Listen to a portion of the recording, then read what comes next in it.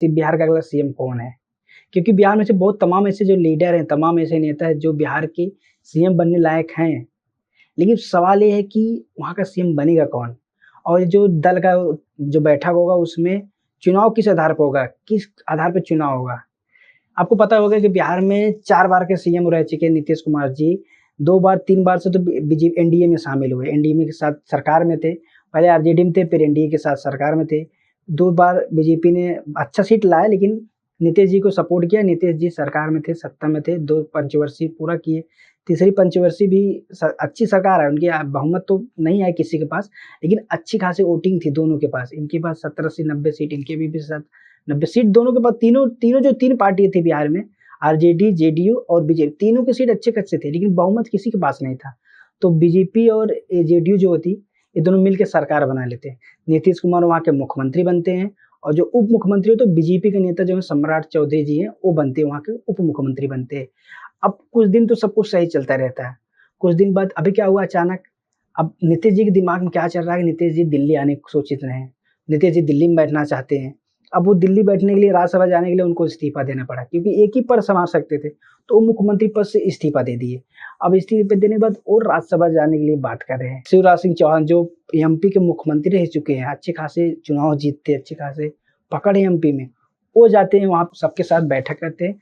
उसमें डिसाइड करना रहता है कि वहाँ का मुख्यमंत्री कौन बनेगा, और बैठक होती है और बैठक में ये निर्णय आता है कि सम्राट चौधरी वहाँ के मुख्यमंत्री बनेंगे और वो कल शपथ ग्रहण लेंगे। जेडीयू के जो 2 उप मुख्यमंत्री बनेंगे। ये बिहार में चल रहा है, बिहार की राजनीति है।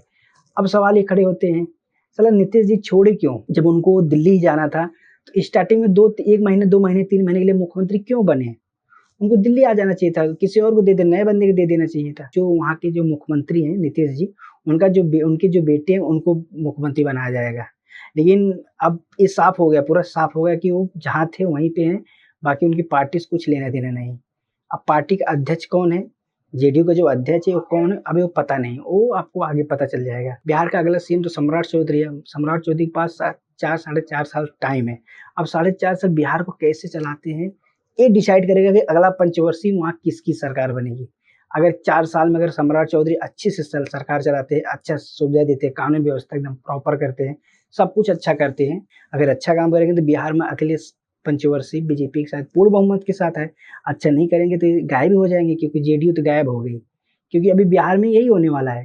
पहले जेडीयू थी, अभी आरजेडी और जेडीयू 2 ही पार्टी लड़ती थी बिहार में, लेकिन बीजेपी घुसी है। अभी बीजेपी और आरजेडी होगा, जेडीयू उसके नीचे एक सपोर्ट जैसे होता है ना कि कोई परछाई में होता है, अभी वो बीजेपी की परछाई में हो गई जेडीयू। ये मास्टरमाइंड है, सब मास्टरमाइंड गेम है। 2 पंचवर्ती उनको सपोर्ट करना, तीसरे पंचवर्षीय हम आगे आ रहे हैं, 2 पंचवर्षीय उनको सपोर्ट कर दिए, तीसरे पंचवर्षीय हम आए आगे, अब तो गए। अब बिहार में सिर्फ बीजेपी, आरजेडी, बीजेपी, आरजेडी यही होने वाला है। ये भविष्यवाणी है, अब आगे क्या होगा देखते हैं। मेरे हिसाब से यही होने वाला है। देखिए फिलहाल अभी नीतीश जी राज्यसभा गए हैं, राज्यसभा में कब से राज्यसभा गए हैं, अब वहाँ जाके क्या बोलते हैं, क्या करते हैं, वो बाद में देखा जाएगा। लेकिन बिहार में कल शपथ ग्रहण होगा, जो वहाँ के जो सम्राट चौधरी जी हैं वो शपथ लेंगे। फिर देखते हैं बिहार की राजनीति में क्या चलता है, क्या बदलता है।